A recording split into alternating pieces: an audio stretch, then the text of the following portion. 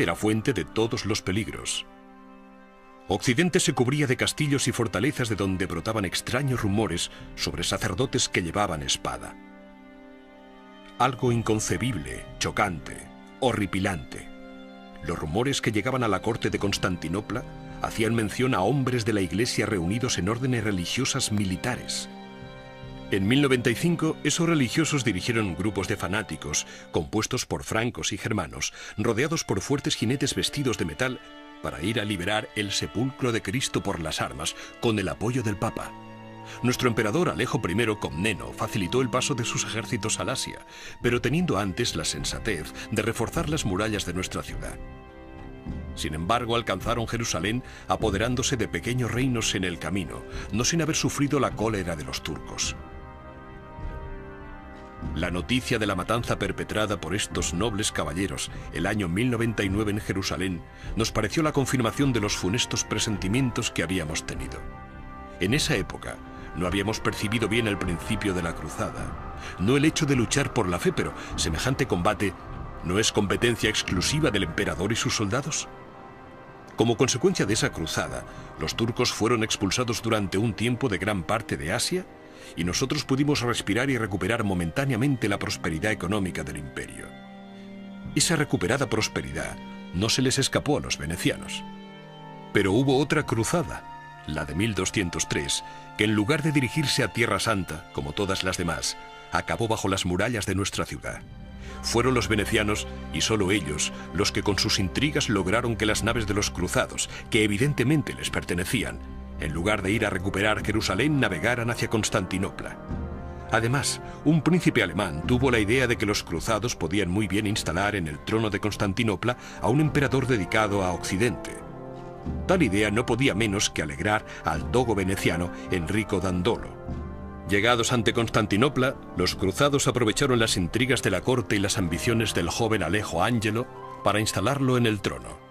Pero nuestro pueblo comprendió que semejante emperador no sería más que una marioneta en manos de los latinos. Entonces los cruzados, que ya se habían acostumbrado a la suntuosidad de Constantinopla, pensaron que, después de todo, solo tenían que quedarse con la ciudad para ellos. Y en abril de 1204 fueron 3 días de saqueo como el de Jerusalén, con ríos de sangre, sed de poseer y de matanza, por parte de los que descubrían aquello a lo que nunca habían tenido acceso, aquello con lo que nunca habían tenido posibilidad de soñar. Los miembros del clero latino participaban rezando al lado de los soldados de Cristo. He ahí a donde nos condujo la tentación de Venecia. Bizancio se vengó de Venecia, inoculándole su parte de misticismo y letal sopor oriental que más tarde vencerá a los propios venecianos. Para mí, el saqueo de Constantinopla por los cruzados fue la verdadera muerte de Bizancio. La ciudad que todo el mundo deseaba no se recuperará jamás. El vínculo con la antigüedad se había roto.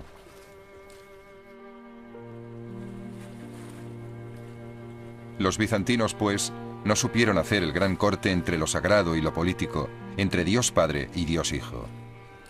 Es la otra tragedia bizantina. Pero como todas las buenas tragedias, la de Bizancio lleva en ella una parte de renacimiento. Será el de Occidente, gracias a los comerciantes, los artistas y los príncipes mecenas. Además, se decía entonces que si el comerciante acumula dinero, su hijo se ocupará de la ciencia y la contabilidad y su nieto se hará aficionado al arte.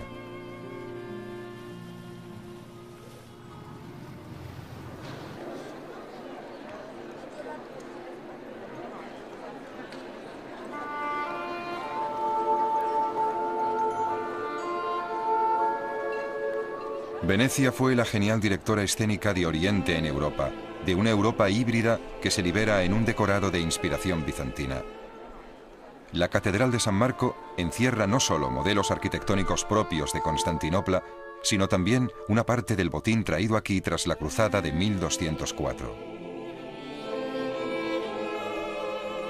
Tras el saqueo de los cruzados y el incendio de los santuarios, tanto los emblemas y tesoros de nuestro imperio romano que adornaban Constantinopla, como los caballos de bronce de la entrada del hipódromo, fueron erigidos en Venecia.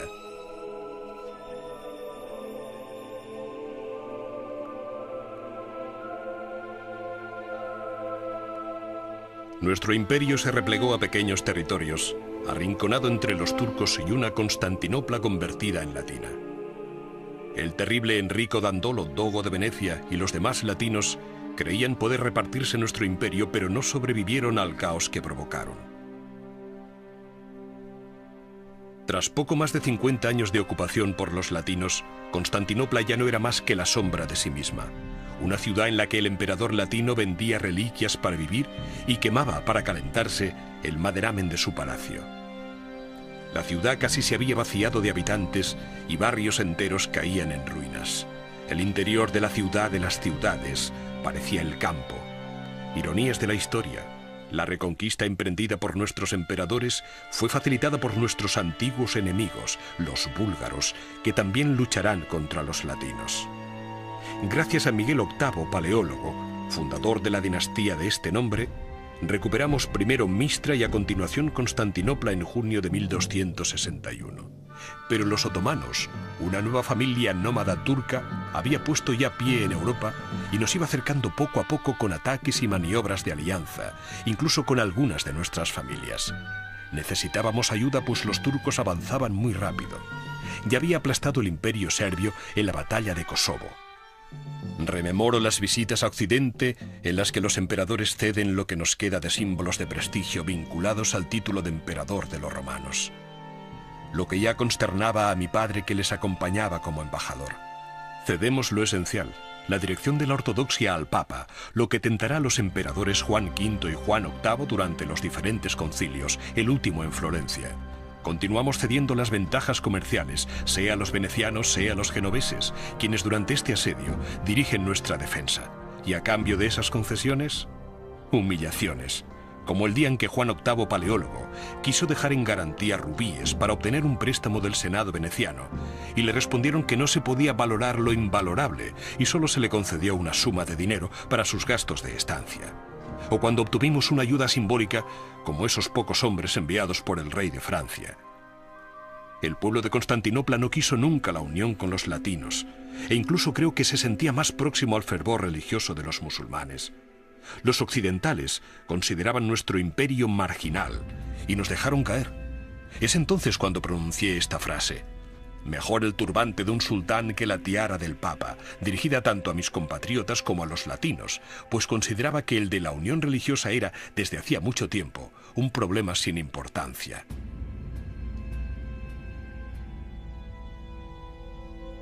El sultán turco Mehmed II concentra en torno a Constantinopla la artillería más potente jamás reunida. Conocí muy bien a su padre, habiéndome encontrado con él para negociar un tratado de paz. El hijo, por desgracia, no ha heredado el sentido de negociación de su padre, por el fortaleza que corta nuestras comunicaciones con el Mar Negro. Y desde hace más de un mes ha establecido un asedio ante nuestras murallas y su artillería provoca brechas que no logramos taponar. Un maestro artillero germano ha puesto a punto para el sultán unos cañones como jamás he visto. Este espíritu pragmático, abierto a la innovación, es lo que más me sorprende de ese joven sultán. Ha tenido esa idea inaudita de hacer transportar gran parte de su flota al Cuerno de Oro, rodeando la gran cadena que cortaba la entrada a este, haciendo pasar los barcos por tierra arrastrados por bueyes sobre un camino de madera. Este camino de madera pasa por detrás de Pera, la factoría comercial genovesa, delante de nuestra ciudad.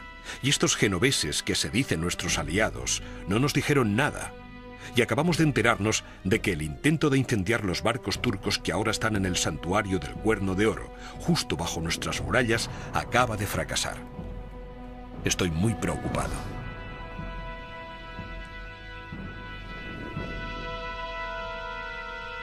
Nuestro emperador, Constantino Paleólogo, a quien sirvo, me ha convocado esta mañana para una última reunión.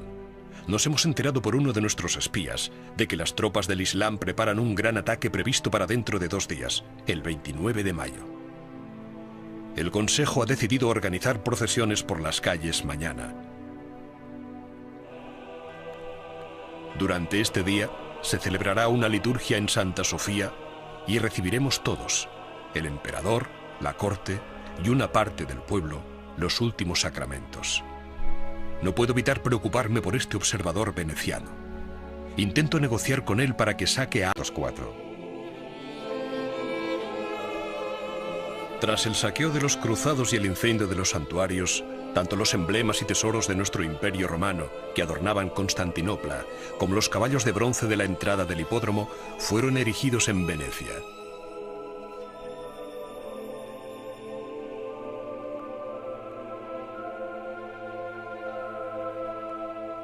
Nuestro imperio se replegó a pequeños territorios, arrinconado entre los turcos y una Constantinopla convertida en latina. El terrible Enrico Dandolo, dogo de Venecia, y los demás latinos creían poder repartirse nuestro imperio, pero no sobrevivieron al caos que provocaron. Tras poco más de 50 años de ocupación por los latinos, Constantinopla ya no era más que la sombra de sí misma. Una ciudad en la que el emperador latino vendía reliquias para vivir y quemaba para calentarse el maderamen de su palacio. La ciudad casi se había vaciado de habitantes y barrios enteros caían en ruinas. El interior de la ciudad de las ciudades parecía el campo. Ironías de la historia. La reconquista emprendida por nuestros emperadores fue facilitada por nuestros antiguos enemigos, los búlgaros, que también lucharán contra los latinos. Gracias a Miguel VIII, paleólogo, fundador de la dinastía de este nombre, recuperamos primero Mistra y a continuación Constantinopla en junio de 1261. Era fuente de todos los peligros. Occidente se cubría de castillos y fortalezas de donde brotaban extraños rumores sobre sacerdotes que llevaban espada. Algo inconcebible, chocante, horripilante. Los rumores que llegaban a la corte de Constantinopla hacían mención a hombres de la Iglesia reunidos en órdenes religiosas militares. En 1095, esos religiosos dirigieron grupos de fanáticos, compuestos por francos y germanos, rodeados por fuertes jinetes vestidos de metal, para ir a liberar el sepulcro de Cristo por las armas, con el apoyo del Papa. Nuestro emperador Alejo I Comneno facilitó el paso de sus ejércitos al Asia, pero teniendo antes la sensatez de reforzar las murallas de nuestra ciudad. Sin embargo, alcanzaron Jerusalén apoderándose de pequeños reinos en el camino, no sin haber sufrido la cólera de los turcos. La noticia de la matanza perpetrada por estos nobles caballeros el año 1099 en Jerusalén nos pareció la confirmación de los funestos presentimientos que habíamos tenido. En esa época no habíamos percibido bien el principio de la cruzada, no el hecho de luchar por la fe, pero semejante combate ¿no es competencia exclusiva del emperador y sus soldados? Como consecuencia de esa cruzada, los turcos fueron expulsados durante un tiempo de gran parte de Asia y nosotros pudimos respirar y recuperar momentáneamente la prosperidad económica del imperio. Esa recuperada prosperidad no se les escapó, pero los otomanos, una nueva familia nómada turca, había puesto ya pie en Europa y nos iba acercando poco a poco con ataques y maniobras de alianza, incluso con algunas de nuestras familias. Necesitábamos ayuda pues los turcos avanzaban muy rápido. Ya había aplastado el imperio serbio en la batalla de Kosovo. Rememoro las visitas a Occidente en las que los emperadores ceden lo que nos queda de símbolos de prestigio vinculados al título de emperador de los romanos. Lo que ya consternaba a mi padre que les acompañaba como embajador. Cedemos lo esencial, la dirección de la ortodoxia al Papa, lo que tentará a los emperadores Juan V y Juan VIII durante los diferentes concilios, el último en Florencia. Continuamos cediendo las ventajas comerciales, sea a los venecianos, sea a los genoveses, quienes durante este asedio dirigen nuestra defensa. Y a cambio de esas concesiones, humillaciones. Como el día en que Juan VIII, paleólogo, quiso dejar en garantía rubíes para obtener un préstamo del Senado veneciano, y le respondieron que no se podía valorar lo invalorable y solo se le concedió una suma de dinero para sus gastos de estancia.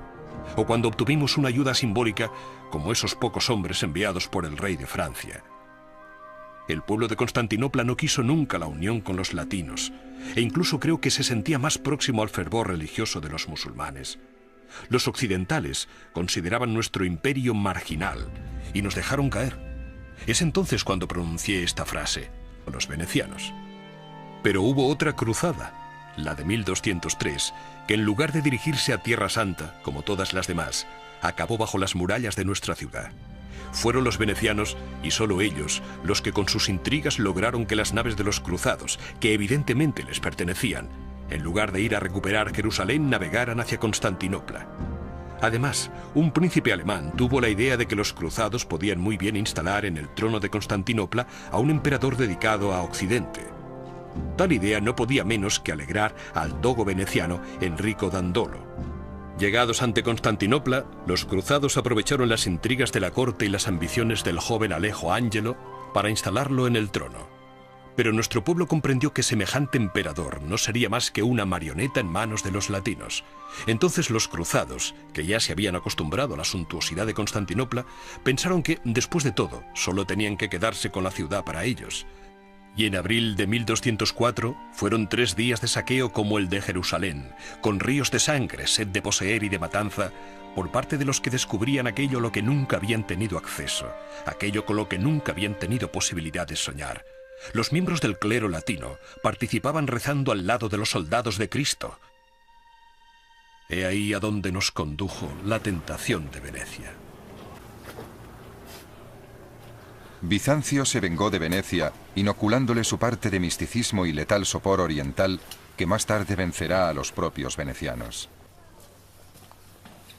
Para mí, el saqueo de Constantinopla por los cruzados fue la verdadera muerte de Bizancio.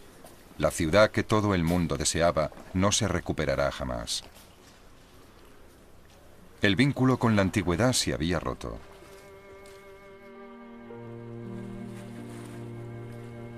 Los bizantinos, pues, no supieron hacer el gran corte entre lo sagrado y lo político, entre Dios Padre y Dios Hijo. Es la otra tragedia bizantina. Pero como todas las buenas tragedias, la de Bizancio lleva en ella una parte de renacimiento. Será el de Occidente, gracias a los comerciantes, los artistas y los príncipes mecenas. Además, se decía entonces que si el comerciante acumula dinero, su hijo se ocupará de la ciencia y la contabilidad y su nieto se hará aficionado al arte.